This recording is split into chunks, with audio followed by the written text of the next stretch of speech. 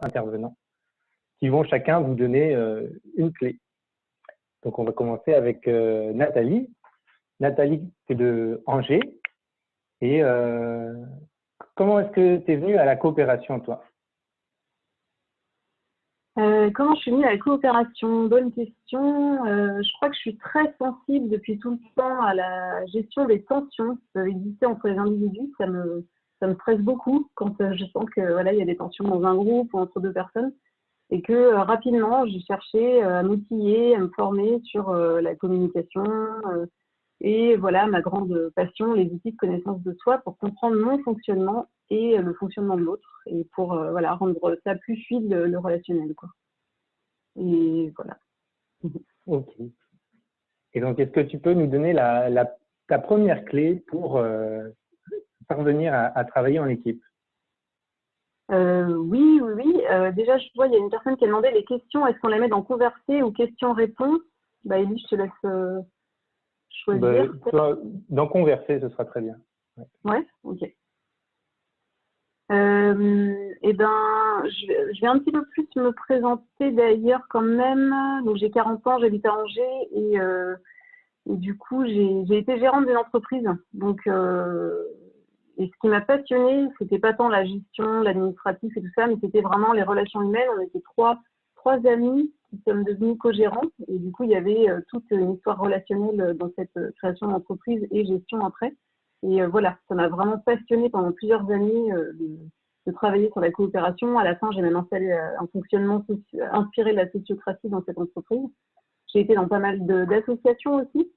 J'ai vécu des associations où ça se passe bien, des associations où c'est compliqué, les réunions, la prise de décision, le partage du pouvoir, etc. Et donc, voilà, à chaque fois, je me suis posé des questions, j'ai essayé de chercher des réponses et des outils, des formations, comme je disais.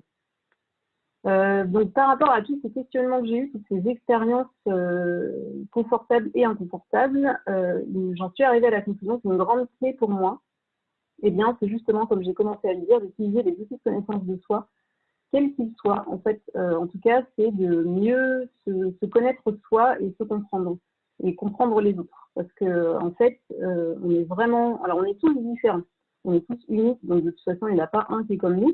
Après, il y a quand même des grandes familles de comportements et des outils qui classifient un peu les différents types de personnalités et qui permettent de mieux se comprendre, mieux comprendre l'autre et de gérer ces différences qui sont parfois agréables. Des fois, l'autre me renvoie quelque chose que je vais admirer, qui va m'être agréable, qui va me servir, dont je vais, voilà, qui va être, dont je vais profiter dans mon quotidien, que ce soit personnel ou professionnel. Et il y a des fois où, au contraire, l'autre me renvoie quelque chose qui n'est pas du tout agréable, qui va me rendre, qui va me tétaniser, ou qui va me mettre en colère, que je vais juger. Enfin voilà, il peut y avoir plein de comportements autour de ça. Et du coup, moi, ces outils-là m'ont vraiment permis de développer, et j'aurais jamais fini le travail, je crois, mais chaque jour, j'apprends à comprendre l'altérité et à me dire, ah ouais, ok, l'autre fonctionne comme ça, c'est pour ça qu'il réagit comme ça. C'est pas pour m'embêter, c'est pas pour mettre des bâtons dans les roues, c'est parce que c'est sa manière de faire et il y a quelque chose qui a beaucoup de valeur dans cette manière de faire. Je vais vous partager un premier visuel. Il est là. Alors moi j'ai plusieurs. C'est bon, ça apparaît bien pour tout le monde. Élie, tu peux me dire parce que je ne vois pas de questions. Oui, c'est bon. Ouais, super. Donc ce premier visuel, c'est la base de l'énéagramme, qui est l'un des outils de connaissance de soi que je transmets. Moi, je transmets l'énéagramme, la spirale dynamique et un outil sur la communication aussi. Alors, la base de l'énéagramme, c'est de dire que parmi tous les profils de personnalité, donc l'énéagramme, énéa, ça veut dire 9 en grec, il y a 9 profils de personnalité universelle qui peuvent être classés en 3 grandes catégories. Il y a les gens qui vont être plutôt, on va voir en haut en rouge, du sens instinctif. Donc ça, c'est les 3 centres d'intelligence qui sont présents chez l'être humain. On a tous ces 3 centres d'intelligence en nous, mais on en a un qu'on va privilégier fortement. Donc, il y a des gens qui sont plutôt instinctifs, plutôt dans l'action pragmatique. Eux, ils aiment le concret, ils vont aimer être dans l'action, dans le faire, avoir un impact sur leur environnement, sur l'autre, sur eux-mêmes, et voilà, faire bouger les choses, quoi, avoir un impact, être dans l'action. Il y a des gens qui sont plutôt émotionnels, qui vont apprécier vivre des émotions. Quoi qu'ils vivent, ça va être dans le but de vibrer, de ressentir quelque chose, de se sentir vivre par le biais de l'émotion. Et la relation humaine va être très importante pour eux. L'image aussi qui renvoie à l'autre dans la relation est très importante pour eux, l'image qu'ils ont d'eux-mêmes, l'image qui renvoie à l'autre. Voilà, plutôt et la chaleur humaine, le contact, tout ça c'est très important pour eux. Et d'autres personnes qui sont plutôt en centre mental, eux, ils sont plutôt dans la ligne de la réflexion. Leur recherche, c'est d'acquérir le sens. Voilà, pourquoi, de comprendre en fait, comprendre eux-mêmes, comprendre les autres, comprendre la société, comprendre voilà, le monde qui les entoure et tous les mécanismes qu'on voit au quotidien. Donc, on a tous une capacité d'action, on a tous une capacité de ressenti et de relationner, et une capacité de réflexion. C'est juste qu'on va avoir une intelligence qui va quand même fortement se détacher par rapport aux autres. Pour vous donner un exemple, moi, je suis centre émotionnel en centre majoritaire. Et au début de ma vie professionnelle, quand j'avais dans les 25 ans, entre 25 et 30 ans, pour moi, ce qui comptait, c'était la chaleur humaine. Et j'avais l'impression que c'était la chose la plus importante. Et que les gens qui ne comprenaient pas ça, il fallait qu'ils travaillent sur eux et qu'ils avancent, quoi. Et du coup, par exemple, je terminais tous mes mails professionnels par bisous. Et je trouvais ça vachement sympa. Et je pense qu'il y a des gens qui devaient trouver ça drôle aussi. Il y en a d'autres qui devaient se poser un peu des questions et d'autres qui devaient trouver ça pas du tout pro, quoi. Et il y a des gens que j'ai dû faire fuir comme ça, en fait. Et moi, je ne comprenais pas ce genre de réaction. Et donc, avec l'énéagramme, petit à petit, j'ai compris, ah oui, il y a des gens qui sont plutôt mentales et qui, eux, vont apprécier que je leur donne plutôt des informations et que je sois plutôt sérieuse. Et d'autres personnes qui vont apprécier que que je leur apporte du concret. Voilà, concrètement, qu'est-ce que vous apportez en termes de produits, en termes de services, et pas des bisous, des comment vas-tu, est-ce qu'on peut se soigner, etc.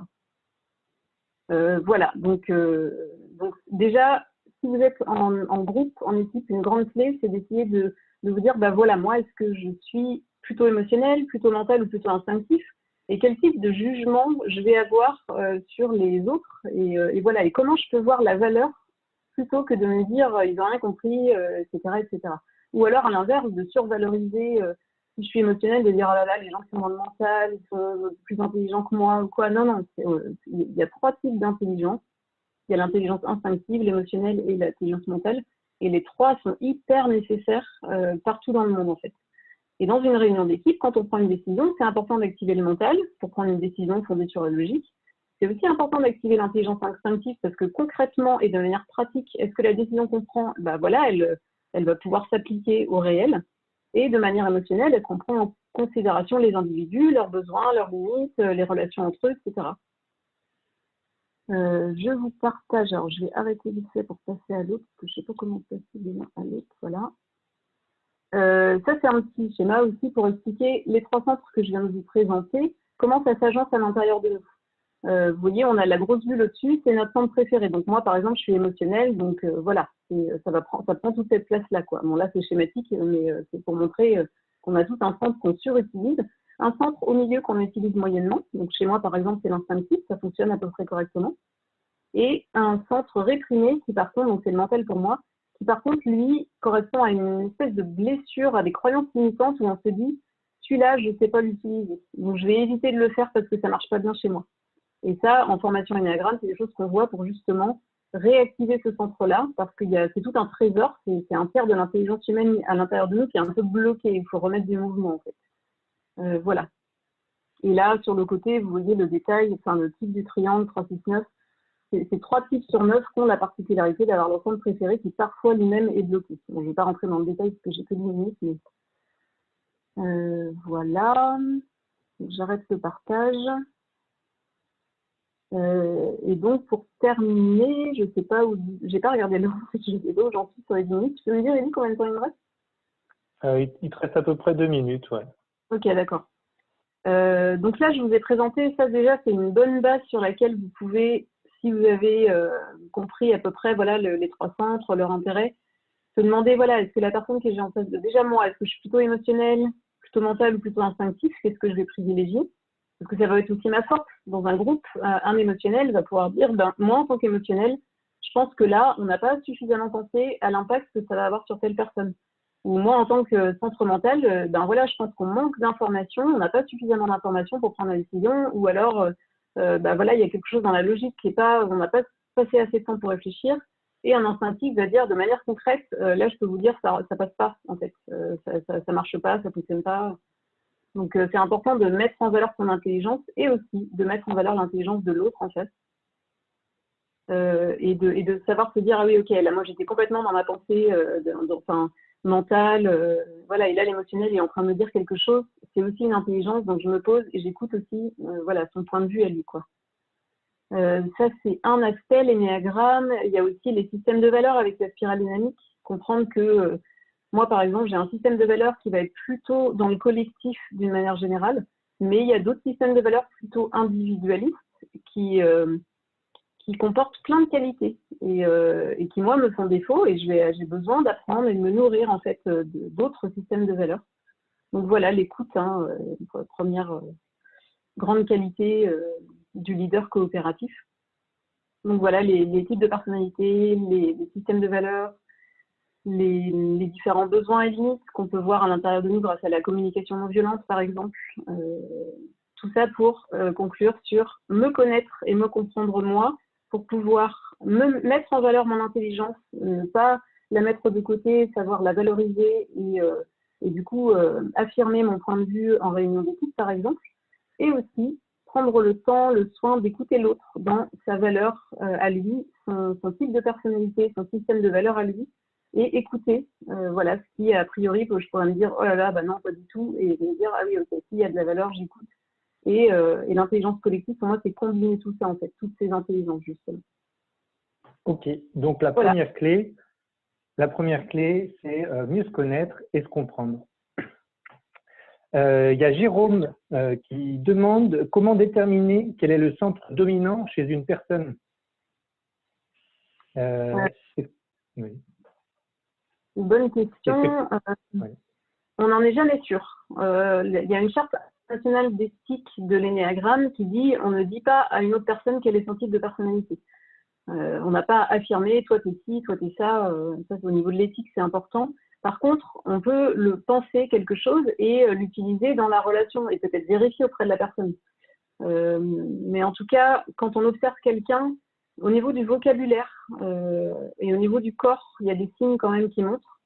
Une fois, quelqu'un en formation énéagramme de mental m'avait dit, bah, moi, quand je parle, je mets souvent la main là. Je ne sais pas si vous voyez, ça, c'est assez émotionnel, quoi. Je mets la main sur le cœur, en fait, parce que, voilà, vous avez vu les petits signes tout à l'heure, le mental, c'est plutôt le cerveau, c'est plutôt le corps en entier, voire les jambes, enfin, voilà, le côté instinctif, et le cœur pour les émotionnels. Moi, je le sens comme ça, par exemple, ça, c'est un vocabulaire typiquement émotionnel. C'est qu'on se base sur, voilà, sur ce qu'on ressent pour prendre une décision, par exemple. Voilà, je le sens comme ça. Quelqu'un de mental, je pense que théoriquement, voilà, il va y avoir tout un vocabulaire plutôt mental. Et si quelqu'un d'instinctif, déjà dans le corps, il va y avoir un dégagement d'énergie. On va le sentir, c'est quelqu'un qui va aimer bouger. Rester 2 heures assis en réunion pour quelqu'un d'instinctif, c'est plus compliqué que pour les autres personnes. Et au niveau du vocabulaire, ça va être concrètement, de manière pratico-pratique, on fait comment. Voilà, donc vocabulaire, le corps. Et moi, à force d'observer maintenant, je sens dans l'énergie de la personne, en fait. Parce que j'ai passé beaucoup de temps à me poser cette question et à observer les gens. Et les émotionnels, ils ont quelque chose, soit tourné vers eux, vers les autres, mais en tout cas, qui est focalisé sur la relation. Les personnes instinctives, elles sont toujours en train elles se repèrent très bien dans l'espace, dans les lieux, elles regardent les bâtiments et au niveau de l'énergie, il y a quelque chose qui, voilà, on sent le mouvement. Et les personnes mentales, eh bien, voilà, on sent qu'elles sont plongées plutôt dans une réflexion. Ça peut partir dans tous les sens ou être très concentré, mais en tout cas, il y a quelque chose au niveau de la réflexion, de la concentration. Voilà ce que je dirais. Bon, j'aurais beaucoup plus de choses à en dire, mais il y a Pauline qui demande est-ce que dans un groupe, il y a un intérêt à veiller à avoir chacun des 3 grands profils ou bien au contraire, chercher à travailler avec des profils similaires aux nôtres? Pour moi, idéalement, dans une équipe, il faut que les 3 profils soient représentés. Ou si l'entreprise dont j'ai été gérante pendant quelques années, au début de ma vie professionnelle, on était les 3 gérants, on était tous les 3 émotionnels. Et ça a marché, l'entreprise existe toujours, elle est florissante et tout ça. Mais pendant plusieurs années, on n'a pas gagné beaucoup d'argent parce qu'on s'intéressait beaucoup aux relations qu'on avait entre nous. Ça se passait hyper bien. On était presque un modèle par rapport à ça, de gestion de tensions et de conflits, parce que les émotionnels s'intéressent beaucoup à ça. Mais par contre, on s'intéressait beaucoup moins au fait de développer l'activité et gagner de l'argent. Et au bout d'un moment, on s'est rendu compte de ça. Et les personnes qu'on a embauchées, on a fait attention à ce qu'elles soient plutôt dans le mental ou plutôt instinctives pour combler la carence qu'il y avait dans le groupe. Donc, si vous vous rendez compte que dans une équipe, il y a beaucoup d'émotionnel ou beaucoup de mental ou beaucoup d'instinctif, c'est important quand vous pensez embauche à vraiment réfléchir à cet aspect-là. Et sinon, je dirais, oui, il y a quelque chose de confortable. Moi, en tant qu'émotionnel, c'est confortable d'être avec d'autres émotionnels parce qu'on va se comprendre et tout ça, mais plus dans le domaine amical, en fait. Au niveau professionnel, je me sens plus, au niveau de la coopération et l'intelligence collective, je me sens plus enrichie par les autres centres, quand même, que le même que le mien, en fait. Voilà ce que je dirais. Merci. Nadia demande comment trouver sa place dans une équipe dont le système de valeurs n'est pas le sien. Ah. Ça dépend de ton type de personnalité. Si tu as un type de personnalité où tu adores convaincre, améliorer, transformer les choses, bah, ça peut être génial. Ça peut être ta place justement, de ta confiance en ce que tu peux apporter, ta confiance en toi. Tu y vas, tu n'as qu'une envie, c'est de transmettre, d'utiliser ton leadership pour transmettre de nouveaux systèmes de valeurs. Et tu sens que l'équipe, elle est ouverte et elle a envie de changer. Dans ce cas-là, c'est génial. Sinon, si tu n'as pas cette caractéristique-là, je dirais que c'est hyper inconfortable et ce n'est pas une situation dans laquelle il faut rester longtemps en fait. Parce que par rapport au système de valeurs, ce qui est bien dit, donc si vous tapez spirale dynamique, pour ceux qui ne connaissent pas sur Google, vous verrez, il y a 8 systèmes de valeurs qui sont chronologiques dans l'ordre de l'évolution de l'être humain. Il n'y a pas un système qui est meilleur qu'un autre. On ne peut pas dire mon système il est meilleur, il est plus évolué. Non, non, non, il n'y en a pas un qui est meilleur qu'un autre. Par contre, ce qui est très important pour le bien-être, c'est d'être mon système de valeurs, eh bien, il est en cohérence avec le système de valeurs des personnes qui m'entourent, en fait, au niveau professionnel, au niveau amical. C'est pas forcément tout le pays entier, parce que on est tous différents, mais au moins les gens avec qui que je vois toute la journée, c'est important qu'on ait le même système de valeurs. Et donc, si à un moment donné, ça fait trop longtemps que tu sens un gros décalage, moi j'ai envie de dire, soit tu sens que l'équipe, elle peut bouger pour aller dans le sens de ce qui t'anime toi, soit un changement peut être vraiment salvateur, en fait. Sinon, l'inconfort, sur le long terme, il est trop difficile à vivre, en fait. Voilà. Ouais, super, merci Nathalie. Donc, je rappelle la première clé, pour réussir à travailler en équipe, à coopérer, mieux se connaître et se comprendre. Yanis, comment est-ce que tu es venu à la coopération, toi? Est-ce que tu peux nous dire? Ouais, donc moi je suis basé à Rennes, mais j'ai commencé ma carrière, pareil, entre 25 et 30 ans, comme Nathalie à Angers. J'ai créé une première entreprise culturelle et en fait j'ai expérimenté ce que c'était que d'être un petit chef. Voilà, j'avais un papa qui était aussi entrepreneur, qui avait été chef d'équipe et je l'avais vu faire des choses que j'avais trouvées absolument pas bonnes, dramatiques pour lui et son équipe. Et bizarrement, n'ayant pas reçu de qualification, de formation dans le sens du management coopératif ou autre, instantanément, je me suis mis à reproduire des choses qui étaient vraiment pas bonnes, à vouloir tout contrôler, à mettre la pression sur les gens, à les dévaloriser par moments, à les survaloriser par d'autres, enfin bref, voilà. Donc, c'est passé des tas de choses pas chouettes. Et du coup, suite à ça, j'ai décidé de me former et puis j'ai découvert tout un tas de choses, la communication non violente pour commencer. Et ensuite, assez rapidement, en 2007, la sociocratie, qui est un mode de gouvernance coopératif, dont que Richard va un petit peu plus développer après moi. Voilà ce qui m'a poussé à… C'est parce que j'ai beaucoup souffert, en fait, c'est ça. J'ai beaucoup souffert, j'ai fait beaucoup souffrir, et du coup, je me suis dit, il faut que ça change. Okay. Et est-ce que tu peux nous donner la deuxième clé, alors, pour parvenir à travailler en équipe? Ouais. Alors, pour ce faire, j'ai besoin de vous partager cette chose-là. En fait, j'ai décidé, moi, pendant mes 10 petites minutes, de vous présenter… Ah, il est resté, d'habitude, ça s'efface. Bon. Oui, j'avais fait un truc pas très beau. Bon, est-ce que vous voyez là le tableau blanc? Élie, tu le vois, toi? Oui, c'est bon. Ok, alors s'il y a une gomme, je vais pouvoir gommer ce truc-là, super. Alors, vous voyez qu'il y a deux axes. Moi, je vous propose de faire ma présentation à partir de ce schéma-là.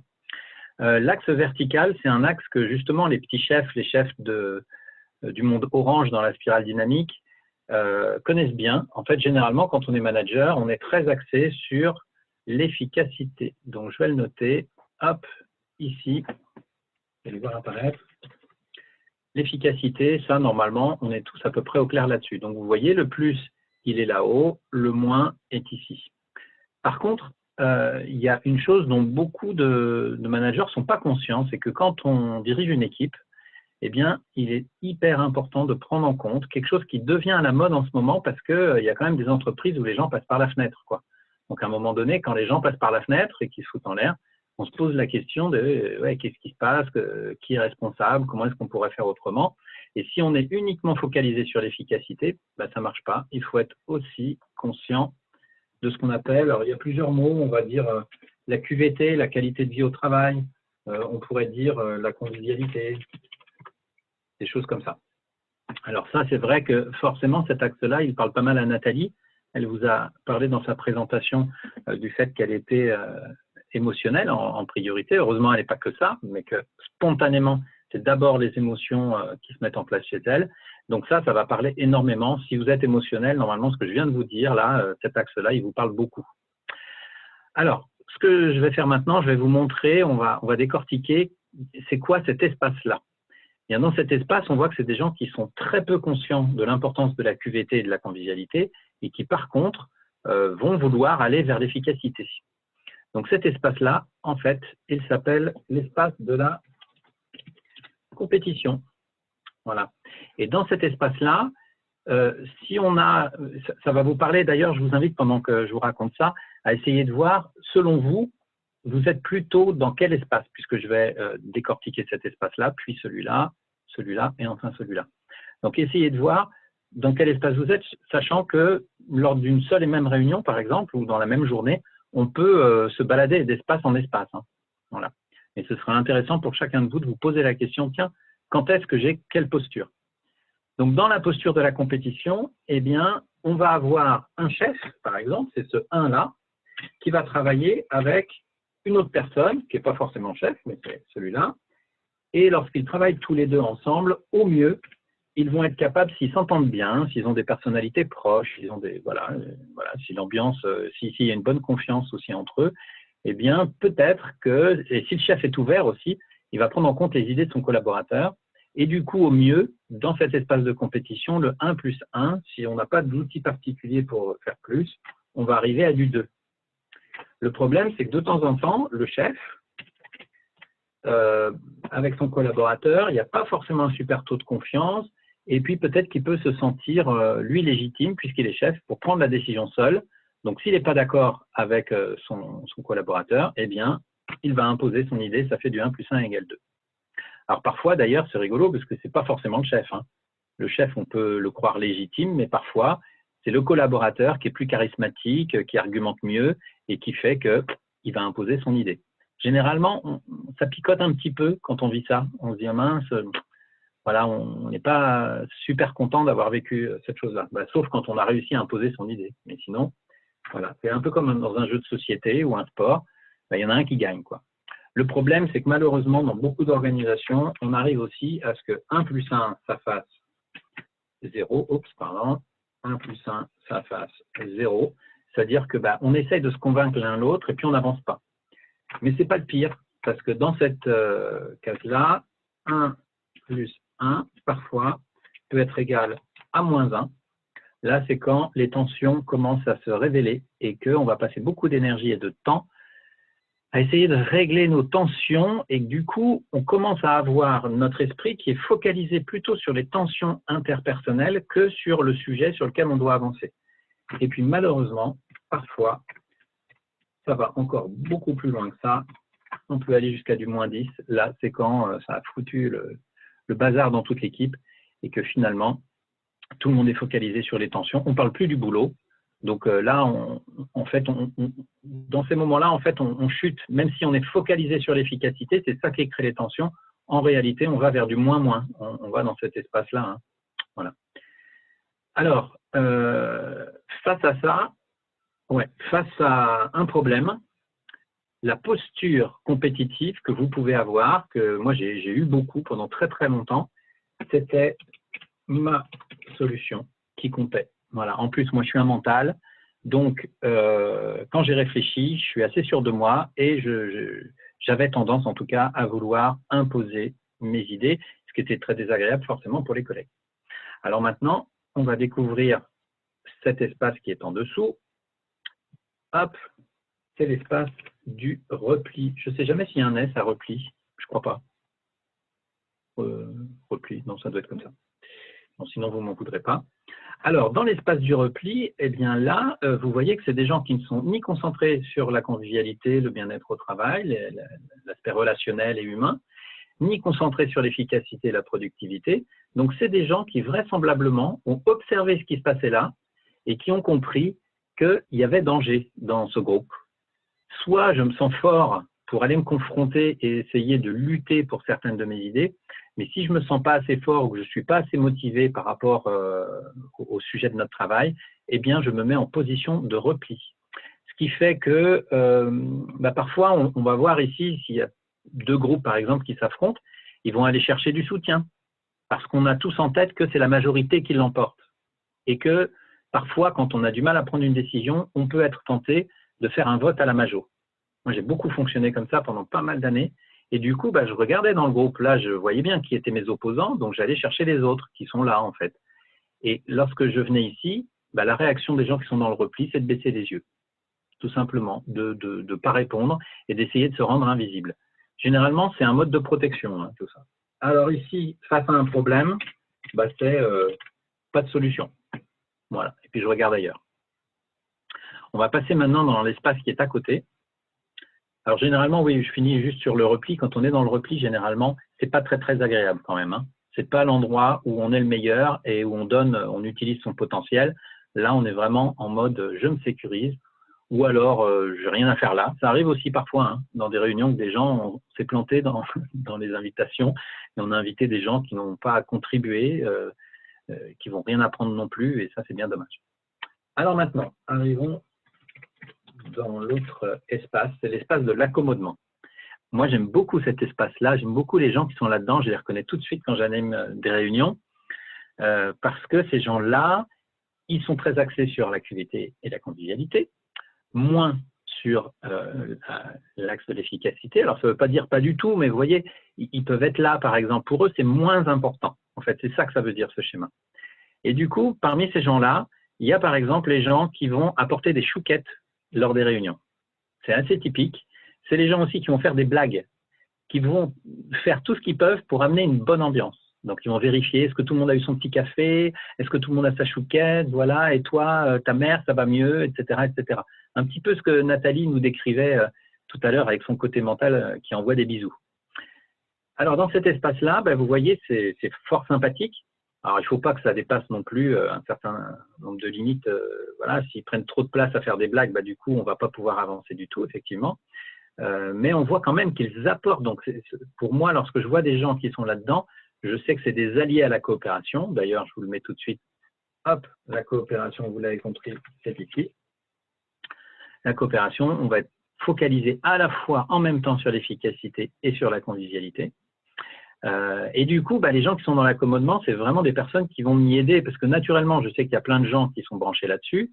Donc, je vais aller, moi, utiliser les gens qui sont là pour faire venir tout le monde. Hop, je vais le montrer avec des petites flèches. Voilà, ces gens-là, j'ai envie de les amener là. Eux, j'ai envie de les amener. Et puis eux, je vais essayer de les amener là aussi.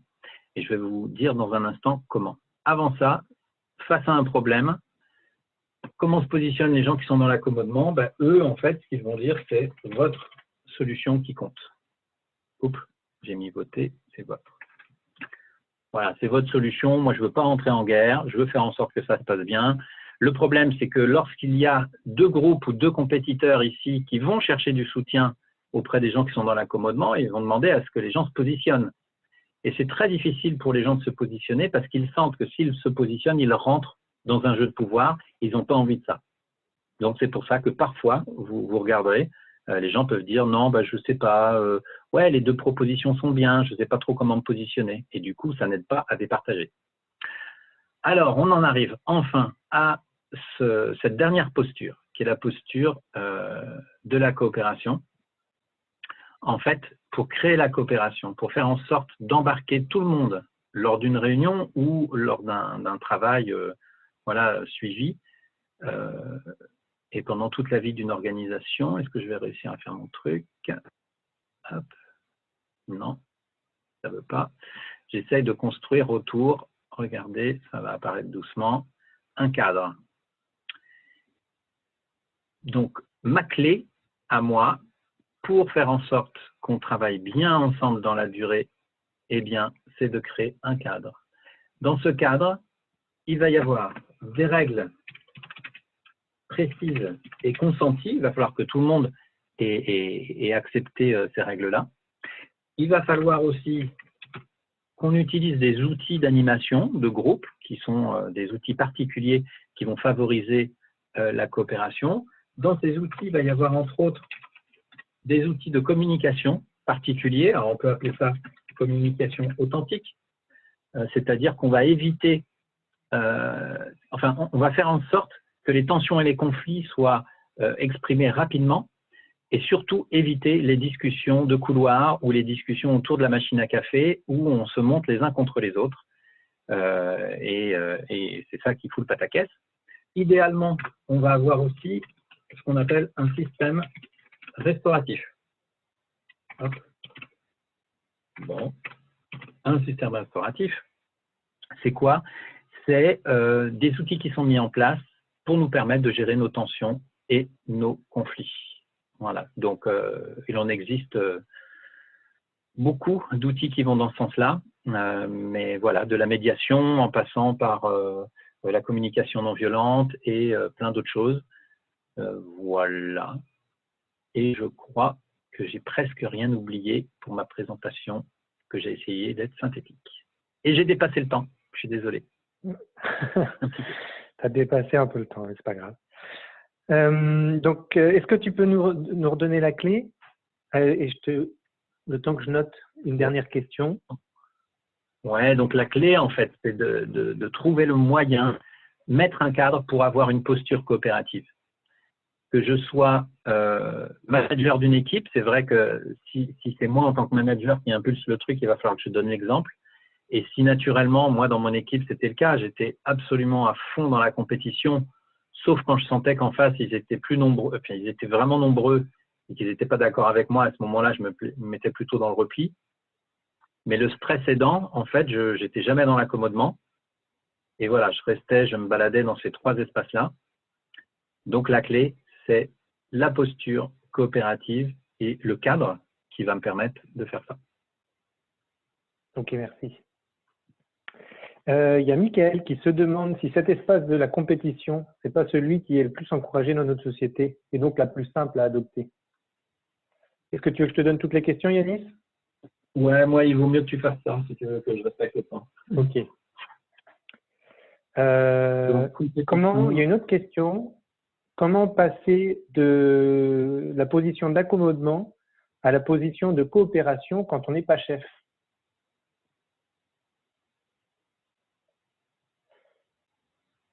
Okay. Et voilà. Et il y a, bon, c'est Annick qui doit partir et qui demande si ce sera possible de réécouter ensuite ce webinaire. Est-ce qu'on le remettra en diffusion? On le mettra sur nos sites. Hein. Oui, c'est enregistré et donc on enverra un mail et tu pourras regarder ça. Voilà, on enverra un mail dans lequel il y aura nos adresses mail si vous voulez nous poser vos questions et puis un lien vers la vidéo, effectivement. Bon, bah, je réponds aux deux questions du coup. Oui. Alors, je ne sais plus le prénom de la personne qui a posé la question sur compétition. Est-ce que c'est le modèle dominant de notre société? Bah oui. Voilà. Je n'ai pas grand-chose d'autre à dire, malheureusement. Ce que je vois, c'est que moi, je suis papa de 5 enfants et je vois que même si l'école il y a sans doute pire, hein, mais en tout cas, il va dans ce sens-là. Voilà, on met en avant une certaine forme d'intelligence. Donc, on a vu tout à l'heure les 3 formes d'intelligence. Ben, il y en a une qui est mise en avant, c'est l'intelligence mentale. Donc, forcément, ben, quand on a les autres intelligences, elles ne sont pas valorisées. Alors là, Nathalie, elle en a présenté 3 parce que l'énéagramme travaille sur 3. En réalité, on sait qu'il y a plus de 8, entre 8 formes et demi d'intelligence. Bon, ben voilà, il y en a plein qui ne sont pas valorisés. Oui, voilà, c'est la compétition. Regarde nos dirigeants, en fait, ils fonctionnent que comme ça. Moi, c'est dramatique. Je passe mon temps. Alors maintenant, je n'écoute plus trop les infos. Et voilà, mais quand je regardais la télé et que j'écoutais les infos, je passais mon temps à entendre des histoires de jeux de pouvoir, des guéguerres, d'ego. Et on était absolument dans l'espace de la compétition. Et il me semble que tout notre système politique est basé là-dessus. Bon, voilà, moi, j'ai voulu à un moment donné, quand j'étais à la fin de mes études, m'engager en politique pour essayer de changer les choses. Bon, bah, je me suis vite rendu compte que c'était pas possible En fait, j'étais pas un bon compétiteur. Moi, je m'y prenais mal et du coup, j'avais tendance à perdre. Donc, je me suis dit, je m'embarque pas là-dedans. Et il m'a fallu quelques années pour comprendre ce qui se tramait, ce qui se jouait. Et maintenant, ce qui est génial, c'est que quand je suis dans l'axe de la coopération, enfin, dans cette passe-là, j'ai vraiment l'impression, ah oui, je vous l'ai pas mis tout à l'heure, mais je vais le mettre maintenant. C'est bien que tu aies posé la question. Ici, le 1 plus 1. Ça peut faire du 2 à minima, mais surtout ce qu'on cherche, c'est à faire du 1 plus 1 égale 3. Et alors, ça paraît mathématiquement un peu surprenant cette histoire, même si bon, c'est un slogan qu'on entend pas mal. En fait, c'est la notion d'intelligence collective holomidale qui apparaît quand on a les bons outils, qu'on a mis en place ce cadre dont je parle. On a une forme d'intelligence collective nouvelle qu'on appelle holomidale. Ça veut dire qu'il prend en compte plus de complexité. Et donc, cette intelligence collective va nous permettre de trouver des solutions beaucoup plus innovantes aux problèmes auxquels on est confronté. Et alors, quand on voit les problèmes auxquels l'humanité va être confrontée dans les mois ou années à venir, il est temps qu'on passe en mode holomidal pour sortir de la mouise dans laquelle on s'est mis. Yannick, pour la deuxième question. Oui, voilà. Ouais. Alors, je regarde le temps, je suis toujours bon. Hein. Ok. Vas-y. Pour la deuxième question, c'était comment passer de l'accommodement à la coopération quand on n'est pas chef. C'est Nadia qui a posé la question, non? C'est Emma, je crois. Ah non, c'était Emma? Oui. En fait, alors c'est pas simple parce que ça dépend vraiment de la situation dans laquelle tu te trouves. En tout cas, dans ta posture, idéalement, avant de vouloir changer le reste de ton organisation, l'idéal, c'est de pouvoir travailler sur toi. C'est là où tu as le plus de pouvoir finalement. Donc, c'est te dire, bah, si tu observes que tu es vraiment dans l'accommodement, il y a un truc qui ne va pas. Tu n'es pas payé, alors, sauf si c'est une association et que vous avez comme objet simplement de passer du bon temps ensemble. Mais si tu parles de la boîte dans laquelle tu travailles, bah, a priori, les gens t'ont embauché pour que tu sois efficace plutôt, tu vois. Donc, l'idéal, c'est de voir à quel moment tu peux être focalisé aussi sur l'efficacité. Mais je suis sûr que tu l'as déjà, en fait. Donc, tu n'es pas complètement dans l'accommodement. Tu vois, tu es déjà sans doute dans la coopération, mais tu es peut-être par là. Tu vois. Et le but de ce qu'on fait, nous, à Alter Ego, c'est d'emmener les gens le plus loin possible parce que, idéalement, alors je ne sais pas si je pourrais, voilà, idéalement, on aimerait bien emmener les gens par ici. Voilà. Donc là, un très haut niveau d'efficacité et un très haut niveau de convivialité. Donc, si toi, tu es par là, bah, ma foi, c'est déjà vachement bien. Ce qu'il faut idéalement, c'est pouvoir faire prendre conscience à tes collègues, peut-être à ton chef, mais pas que ton chef, c'est un peu stratégique hein, d'en parler avec le chef, mais si tu arrives à manger avec lui un midi, voilà, lui dire écoute, moi je souffre un peu en ce moment parce que je vois que vous êtes beaucoup là-dedans, tu peux même reprendre ce schéma-là et puis lui présenter et lui dire moi j'observe qu'on est beaucoup là-dedans, il y a un tel et un tel que je vois qui sont dans le repli et qui vont pas bien. Et en tant que chef, bah, ce serait bien que tu en prennes conscience. Et puis, bah, moi, je me sens un peu dans l'accommodement. J'essaye d'amener une bonne ambiance, mais ce n'est pas toujours facile. En fait, je suis à un niveau plutôt bas de coopération. Ce que j'aimerais, c'est qu'on aille là. Voilà. Et puis, essayer de voir comment lui, ton chef, il vit les choses. Et tu peux faire la même chose avec tes collaborateurs. Tu peux même demander lors d'une réunion d'équipe, je ne sais pas si c'est possible, mais Dans certains groupes, c'est possible. Dire, voilà, j'ai besoin de 10 minutes, je vous présente un schéma, et puis après, on prend 10 minutes, j'aimerais entendre vos réactions. Vous pensez que vous êtes où, vous? Pour faire en sorte que les personnes qui sont dans la compétition puissent être révélées. Alors, idéalement, c'est qu'elles se révèlent elles-mêmes. Mais si des gens disent, ah non, moi, je ne suis pas dans la compétition, si tout le monde se voit dans la coopération, bon, bah là, il faut être authentique. Et puis, tu oses dire, bah, je suis désolé, mais pour moi, là, vous mentez, c'est pas possible. Moi, je vois vraiment qu'un tel est là, un tel aussi, et du coup, ça crée des tensions, c'est pas agréable, il y en a qui sont là, il y en a qui sont là, et moi, j'aimerais qu'on aille là. Voilà. Et puis derrière, bah, il faut se poser la question de comment on va là. Alors, idéalement, quand on a les moyens, c'est de prendre un consultant qui est spécialisé sur la question. Et puis sinon, bah, on peut mettre déjà en place quelques petits trucs. Mais si c'est Emma qui a posé la question, elle a déjà suivi des formations à Alter Ego, donc elle a déjà pas mal d'éléments. Après, ce que j'entends, c'est qu'il doit y avoir un environnement qui n'est pas si simple, en fait, et qui ne permet pas de manière hyper simple d'amener ce qu'elle a pu apprendre chez nous. Mais là, il faut de la stratégie et il faut être accompagné idéalement. Ok, merci Yanis. Richard, est-ce que tu peux nous donner, nous dire déjà, comment est-ce que tu en es venu toi à la coopération et nous donner la troisième clé? Oui, bah, écoute, merci à Yanis et à Nathalie, parce que c'est très éclairant et ça va permettre véritablement de pouvoir présenter un petit peu la suite pour moi. Moi, je suis venu à la coopération parce qu'en fait, j'ai été très longtemps animateur d'équipe dans l'industrie et j'ai pu comprendre qu'est-ce que le pouvoir pouvait représenter et comment il pouvait être et destructeur et en même temps porteur d'avenir et de solutions. Donc voilà, donc c'est un peu mon envie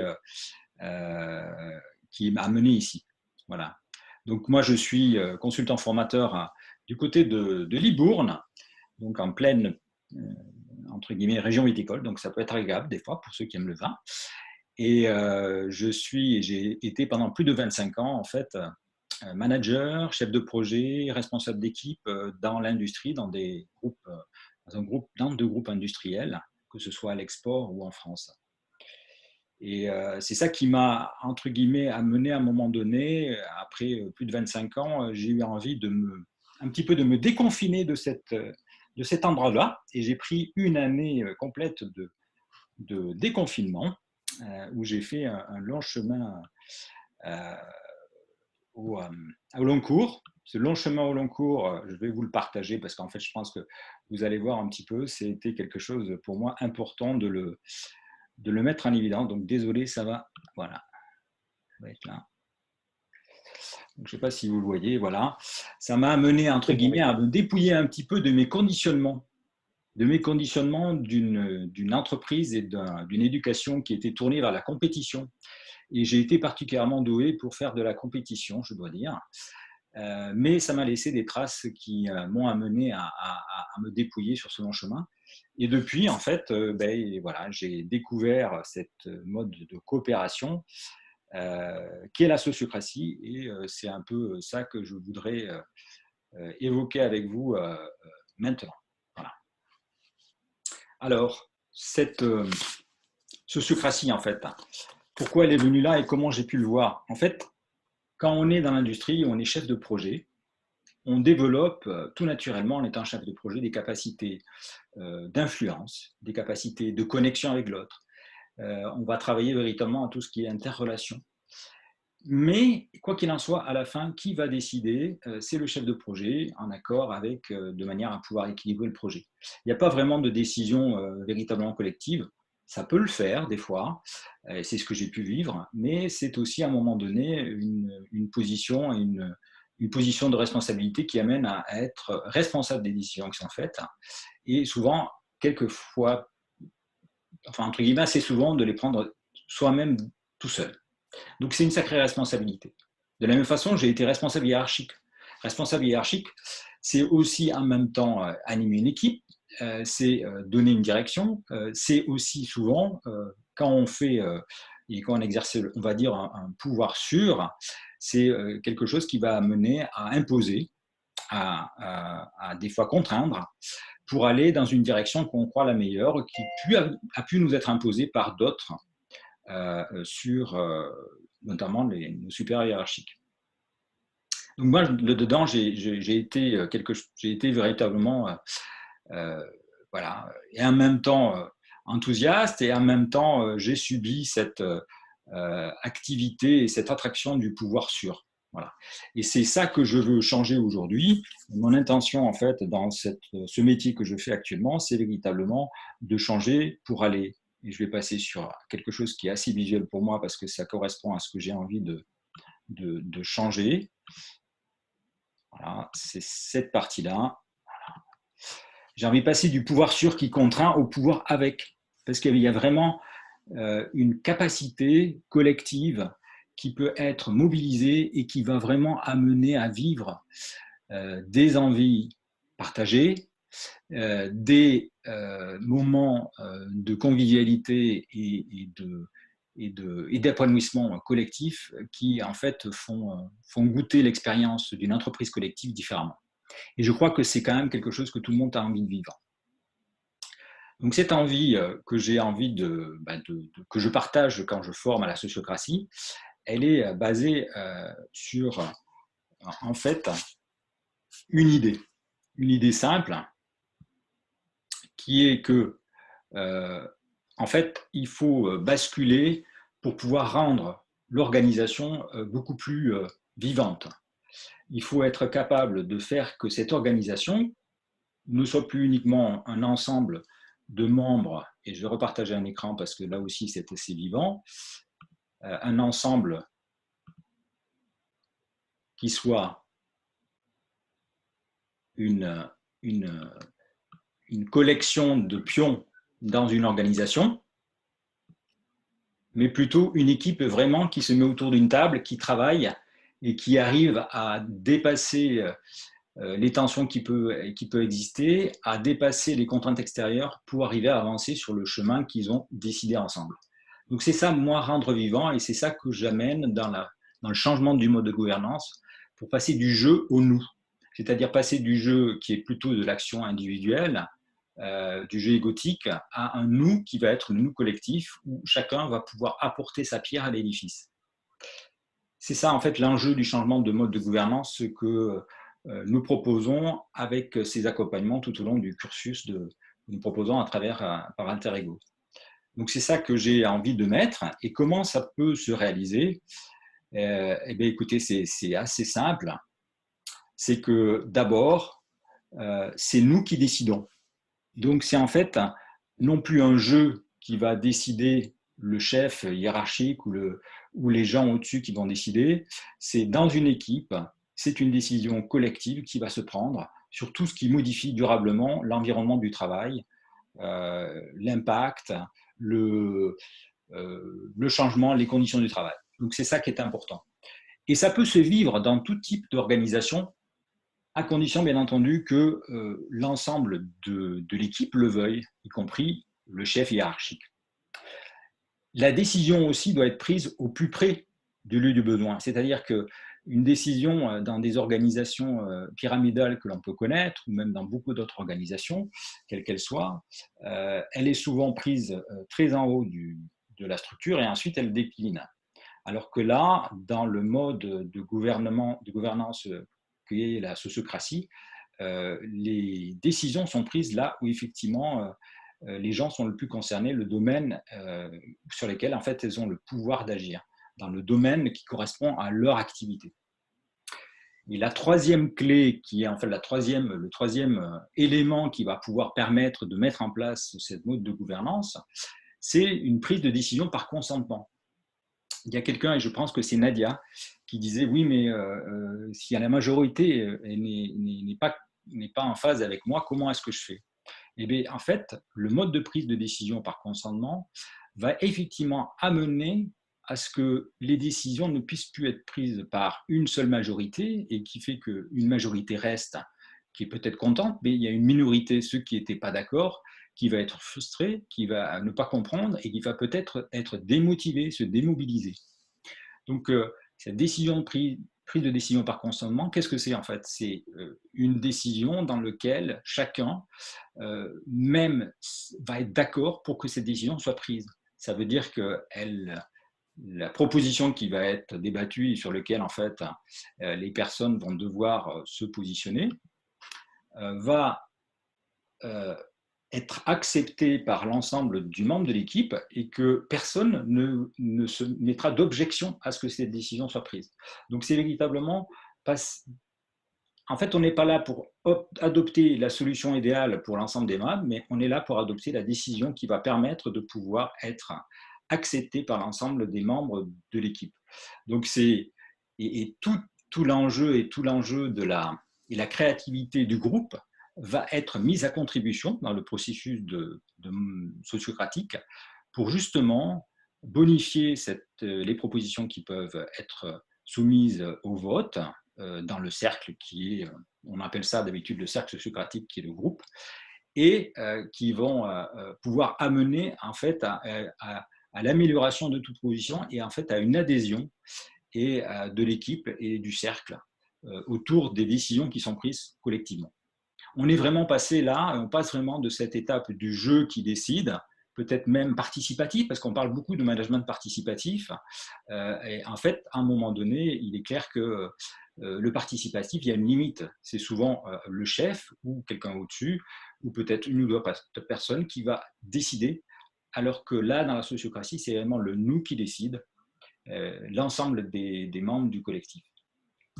Et en termes de bénéfices, pour nous, enfin pour ce nous, en fait, c'est vraiment une activité qui va nous permettre, premièrement, d'avoir une équipe qui adhère aux décisions prises, puisqu'en fait, chacun a pu s'exprimer, a pu être écouté pour pouvoir prendre cette décision.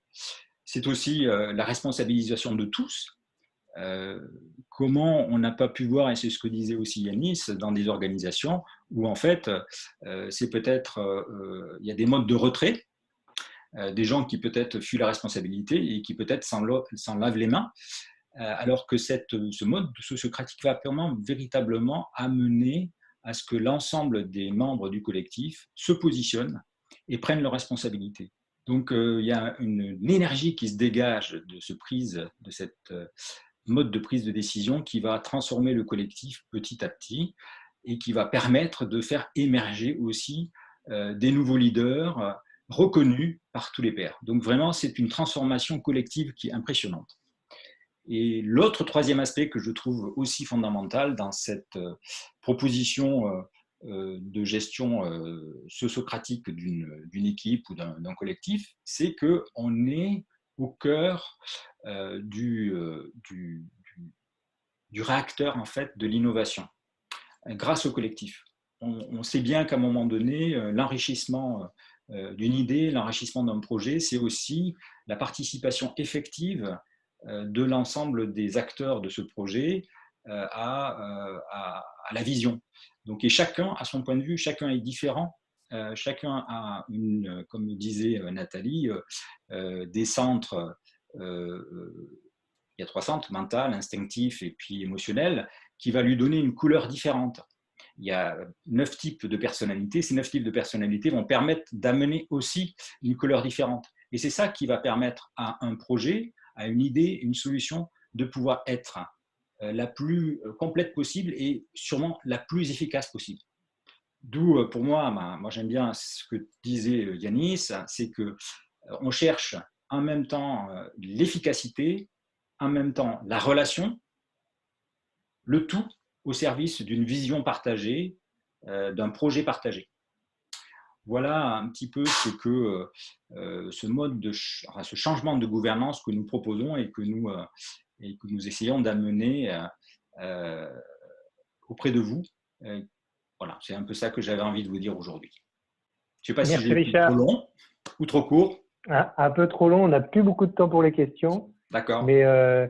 Mais ta clé, pour résumer, en fait, c'est de changer de mode de gouvernance pour un mode de gouvernance qui permette, en fait, à chacun de participer à la prise de décision. C'est bien ça? Tout à fait. De passer du jeu au nous, clairement, grâce à un mode de prise de décision par consentement. Voilà, et éclairé avec quelques clés. Il n'y en a pas plus que 3. Ok, ben super. Mais ce webinaire touche à sa fin. Je vous redonne les 3 clés. Première clé, mieux se connaître et se comprendre. Deuxième clé, adopter une posture coopérative avec le cadre en posant un cadre que nous a présenté Yannick. Et changer de mode de gouvernance, passer du jeu au nous. On va vous envoyer un mail dans lequel vous trouverez les coordonnées des intervenants, qui sont tous formateurs.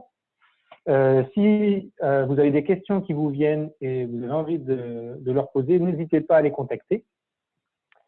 Dans le mail, vous trouverez aussi les liens vers les sites, vers le replay de ce webinaire. Et voilà.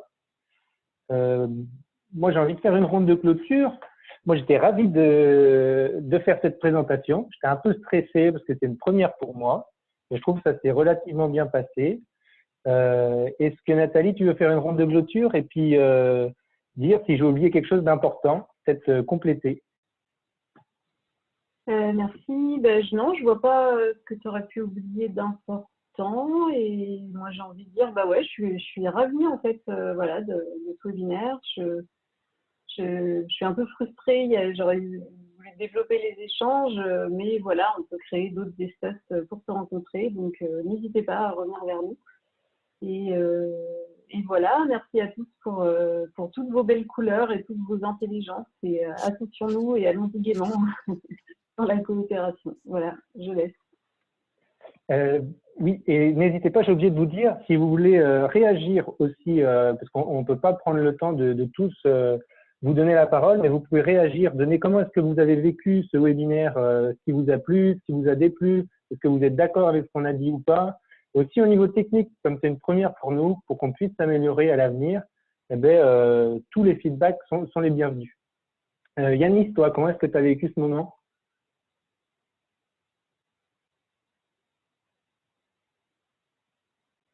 Voilà, vous m'entendez là, c'est bon? C'est bon. Ouais. Comme c'était une première, moi j'avais aussi pas mal de stress avant de commencer, mais je suis ravi. Je vois qu'il y a des gens qu'on connaît, qui nous ont suivis, il y a des personnes qu'on ne connaît pas encore. Et moi je suis tout le temps hyper excité à l'idée de partager tous les trésors autour de la coopération que j'ai découvert sur mon chemin. Donc s'il y a de nouvelles personnes qui s'intéressent à ça, ma foi, je suis absolument ravi de partager. Donc j'étais très content et pour moi ça s'est très bien passé. Merci Elie pour ton animation. Et toi, Richard? Écoutez, merci d'avoir. J'étais content de participer, content de présenter, content de partager quelque chose sur lequel je suis passionné, pour lequel je suis passionné. Voilà. Et écoutez, si vous avez des questions, n'hésitez pas à nous contacter par mail ou par téléphone. Les éléments seront donnés par mail. Voilà. Et à bientôt. Merci à tous. Au revoir. Au revoir. Comment on dit? Oh.